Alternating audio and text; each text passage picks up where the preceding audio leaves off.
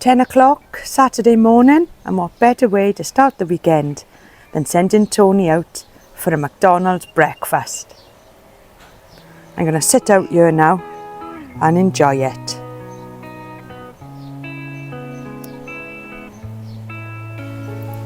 I want to have a look today at this back fence.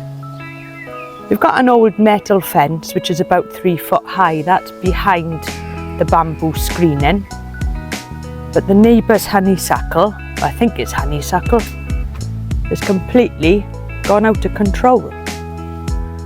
And I think now the house is empty, as they were quite elderly and I haven't seen anybody for a while. So I think it's down to me now to trim this back. Otherwise it's just going to grow right over the garden. So that's today's job. Well, it's taken me a few hours, a bit longer than I expected, but I have removed that large bamboo screening, and against the original fence there was a shorter bamboo screen which we put there first of all. So I left that there and it looks a lot clearer now. I can't really do an awful lot about that big mound of honeysuckle as it doesn't belong to me, but I suppose it gives a bit of a screen. So I've had a rejig then of all the borders, and I've replanted some plants that I already had into this area, split a few grasses, so I've made a few more out of them, and hopefully now these will grow up and create a bit of a backdrop at the back of the garden.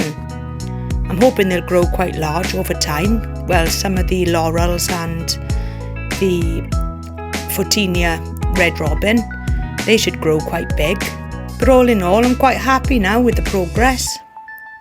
Looks a lot clearer now too, so hopefully it'll give a bit more sunshine into the garden and the plants will thrive.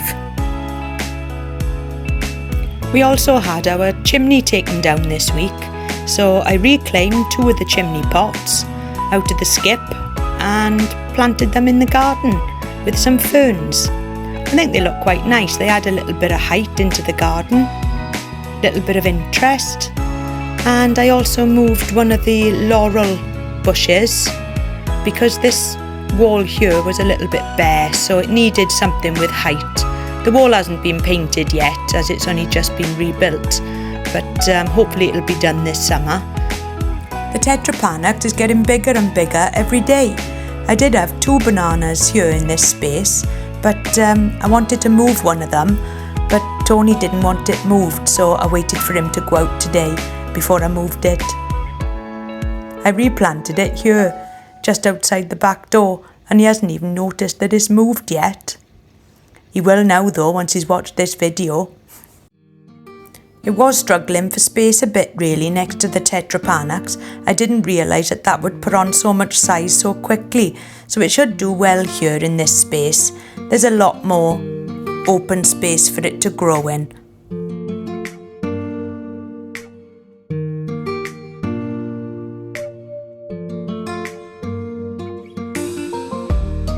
The new Agapanthus fireworks has really settled in now to its new spot, and I'm enjoying looking at it every day when I go to the greenhouse.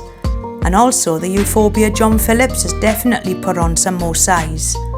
The Salvia Hot Lips is also getting bigger each week, but no sign of any flowers yet. They will look lovely though, like this red and white colour. The garden is really enjoying the warmth now in the sunshine and is definitely putting on some size and filling out. Things can only get better as the season progresses. Sadly, the rhododendrons are now coming to an end with their blooms, but soon other things will start to flower to make up for these.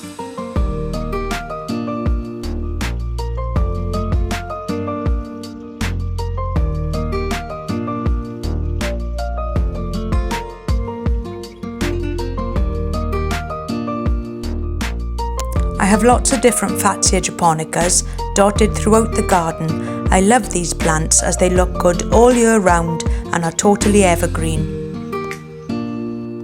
The largest of the Trachycarpus that we have has always seemed quite yellow ever since we bought it. So I've trimmed away the yellowing leaves, and hopefully the new growth will start to come through lovely and green. I have fed it with some chicken manure pellets and also with some diluted seaweed in the water. It's got plenty of new growth coming through, and it does seem lovely and green at the moment, so let's hope for the best. The ferns are also doing really well in the garden at the moment. I trimmed all the old fronds back on these in early spring, and they've definitely come back with some fabulous new growth. I love all the different shades of green on these ferns. And this one is my favourite. Lovely leaf shape on this one, and this one is quite red at the moment. I don't know if it'll stay that colour. And the heart's tongues ferns are also doing really well. I also placed a fern in this border here. I had a bit of a change about in this border as I had to cut a lot of the things back. The euphorbias were totally overgrown, and every time it rained they were on the floor, so it was time to trim back the old growth. The floribunda roses have also grown quite a bit. There's hardly any flowers on them yet though. I love these Persicaria red dragon plants.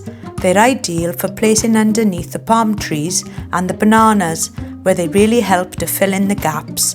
They're so easy to propagate too, and they don't take long to size up once planted. I only bought about 4 or 5 of these plants, and I've split and divided them over time, and now I have them dotted throughout the garden. They really look lovely with their dark purple colour.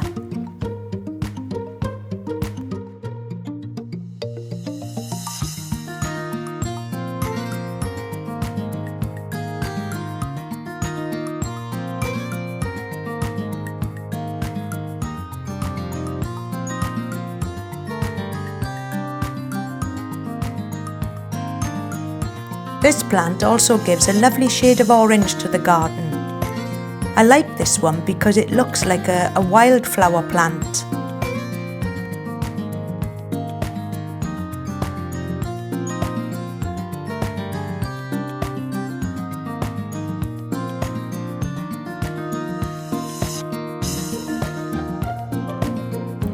I do love a brightly coloured geranium for adding a bit of colour into the garden. I keep mine in pots. The tomatoes in the greenhouse are definitely getting larger every single day. I'm making sure that I'm watering them well. I've never grown these before, so hopefully I'll have a really good crop. Look at the size on these now. Also, the pepper plants are coming well. I'm keeping these well watered too. And the beans are finally showing some kind of life. The ricinus are also growing, and it won't be long now before I start hardening these off, ready to put outside into the ground. These will grow really large. It was a lovely evening last night when I come home from work, so I decided to take some footage of the garden at dusk. I hope you enjoy watching it.